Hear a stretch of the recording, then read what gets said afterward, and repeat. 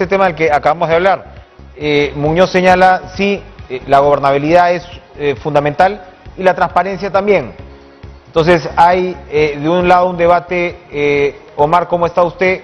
Constitucional. Enrique, buenas noches. Buenas noches, sobre las formas, y por el otro lado están las propias responsabilidades que le tocan al presidente de la República. Entonces aquí, Omar, el tema es claro que la Constitución en estricto señala que el presidente básicamente solo puede ser acusado por temas sumamente específicos. Es una lista que no cabe, me parece, en los dedos de una mano. Ya sabemos, no convocar a elecciones, traición a la patria, son temas sumamente, cerrar el Congreso, ¿no?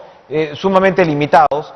Y usted ha postulado insistentemente que la vacancia por incapacidad moral no aplica. Y del otro lado, ¿no? Hay quienes pueden decir, oiga, pero entonces, ¿qué pasa con determinados mandatarios a los cuales les pueden aparecer tal o cual cosas? El país tiene que cargar durante 5 años con un mandato, con estas complicaciones, en la inestabilidad que hay que aceptar. Vive el Perú ya desde hace un tiempo. ¿Cómo se juega ese balance? Y en todo caso, ¿cuál es la salida? Si es que la Constitución plantea alguna posibilidad de salida ante un gobierno, no estoy señalando específicamente cuál, pero que pueda ser considerado, pues, francamente inepto. Sí, en primer lugar, la vacancia no es un mecanismo para sancionar al presidente, es para declarar que el cargo está vacío y por lo tanto accede el vicepresidente, o la vicepresidenta en este caso. En segundo lugar, la limitación del artículo 117 es para procesar penalmente al presidente. Dice acusación, pero eso se debe entender como acusación penal. Y la razón es la siguiente. Este artículo 117 no aparece en esta Constitución. Está desde la Constitución de 1839. Y tiene correlato con el llamado antejuicio, que existía y existe desde 1839 y desde antes incluso, por el cual una Cámara, en este caso la Comisión Permanente, pero en los otros casos, una Cámara acusaba al presidente ante el Senado y el Senado no condenaba a nada, el Senado habilitaba el proceso penal.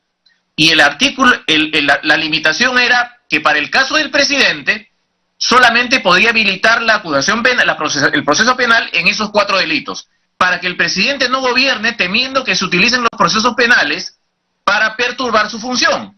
Todo lo demás después de su mandato. Por esos 4 delitos se le puede procesar penalmente previa habilitación por el Congreso en antejuicio. Eso se repite en la del 93, pero además se agrega una institución que es el juicio político, por la cual el Congreso ya no habilita el procesamiento penal. El Congreso puede sancionar con la destitución, la suspensión o la inhabilitación al presidente o a los funcionarios que se mencionan en el artículo 99. Entonces el 117 se aplica al antejuicio, no al juicio político. Y la demostración más clara es la siguiente. El artículo 117 dice que el presidente solo puede ser acusado por 4 delitos. ¿Y qué pasa cuando está acusado por esos 4 delitos? Se suspende el ejercicio de la presidencia, porque lo manda el artículo 114, inciso 2. ¿Y qué dice? Se suspende el ejercicio de la presidencia por hallarse sometido el presidente a proceso judicial, conforme al 117. O sea, el 117 se refiere a procesos judiciales penales. No se refiere a que no se le puede acusar en juicio político, que es otra cosa distinta, que no estuvo prevista el previsto juicio político cuando se concibió esta norma. Esa norma es para limitar el procesamiento penal del presidente. Entonces, si es que hay un hecho grave que comete el presidente y se le quiere procesar penalmente para meterlo preso, diciéndolo con claridad, y no es ninguno de los 4, a esperar al fin del gobierno. Pero si ese mismo hecho u otro afecta una norma constitucional, se le puede hacer un juicio político para que la Comisión Permanente lo acuse ante el Pleno y el Pleno decida si lo absuelve o lo condena suspendiéndolo, destituyéndolo o inhabilitándolo. La salida es el juicio político. ¿Cómo es el mecanismo del juicio político a diferencia del famoso tema de la incapacidad? El juicio político se presenta una denuncia constitucional, puede presentarla un congresista, el fiscal de la nación o cualquier persona afectada por el hecho. Esto se presenta ante la Comisión Permanente lo califica, y la comisión permanente decide si denuncia o no al presidente ante el Pleno. Y en el Pleno, por una mayoría de 2/3 del número legal, descontando a los miembros de la comisión permanente, con lo cual la mayoría el número de votos es menor, va a evaluar si es que el presidente incurrió o no en infracción constitucional.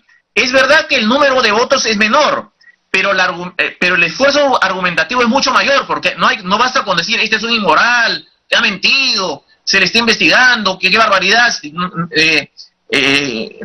gobierna mal, eso no, sino esta conducta contraviene esta norma constitucional y por lo tanto, si es poco grave, se le suspende, si es grave, se le destituye, y si es muy grave, se le destituye y además se le inhabilita por 10 años. Cuando hablamos de una suspensión, ¿estamos hablando de tiempos específicos? No, eso también tiene que ver con la decisión parlamentaria. Es suspender por un tiempo que el Parlamento considere, destituirlo, con lo cual termina su mandato, o además destituirlo e inhabilitarlo. Y esto ocurre también con los expresidentes. ¿Qué es lo que le pasó a Vizcarra? Vizcarra terminó su mandato y ya cuando es expresidente, hasta 5 años después se le puede hacer juicio político, pero ya no para suspenderlo ni destituirlo, solamente para inhabilitarlo. Es lo que pasó con Vizcarra por el Vacuna Gate, que lo han inhabilitado por 10 años. ¿Qué pasa en un juicio político? ¿Cuánto toma un juicio político, digamos, para una situación como esta? Si no enfrentáramos el martes lo que vamos a enfrentar y más bien el Congreso decidiera ir al juicio político, ¿cuánto tomaría este proceso? Como usted señala, el esfuerzo de argumentación es mayor y uno intuye que el tiempo entonces del procedimiento sería más pausado, sería efectivamente más prolongado. Creo que el tiempo no. Creo que duraría 3 o 4, un mes puede durar, según los plazos que aparecen en el reglamento del Congreso. Me refiero al esfuerzo argumentativo, porque no vamos a tener en el Pleno a congresistas que hablen de su pueblo, de que ellos confiaron, que defraudó, que el comunismo, nada. No, o que te digan, señor, esta es una esfera política, esto no es una esfera penal, entonces yo políticamente hago básicamente lo que me da la gana. Ese es un poquito el subtexto de esa respuesta, ¿no? Eso no cabe en juicio político, aunque se llama político por el órgano que adopta la decisión, pero es juicio jurídico porque solamente se evalúa si infringió o no la Constitución. Entonces ahí no cabe que el comunismo, que el liberalismo, que los caviares, eso no tiene lugar eso. En esta decisión de la vacancia, tengo por seguro que va a arrancar a las 4 de la tarde y va a terminar a las 12, o se va a prolongar, y estos discursos van a ser, va a haber una profusión de discursos de tipo político, de alto o bajo nivel, eso no importa, pero es impertinente hablar de eso en un impeachment o juicio político, y en una vacancia menos, porque una vacancia no se sanciona, se verifica, está paralítico, murió, renunció, está loco, y aquí viene la confusión de la destitución a la que se alude en el inciso 5. El inciso 5 dice que vaca a la presidencia por destitución tras haber sido sancionado por el 117. Claro, pero esa es una destitución distinta, el Tribunal Constitucional lo ha esclarecido.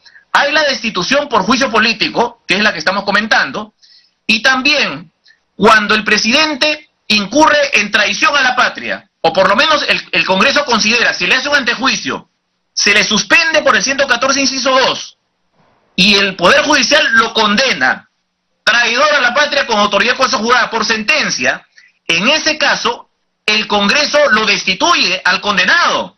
Y entonces el inciso 5 dice, vaca la presidencia por destitución tras haber sido sancionado por alguna de las infracciones mencionadas en el 117, traición a la patria y las 3 más que has mencionado. Entonces, creo que está bastante claro que el juicio político no está limitado por el 117, está plenamente habilitado para procesar en el Congreso a un presidente que infringe la Constitución, y un delito, un hecho delictivo, un hecho agraviante a bienes jurídicos, a derechos, puede ser encuadrado en una infracción a la Constitución.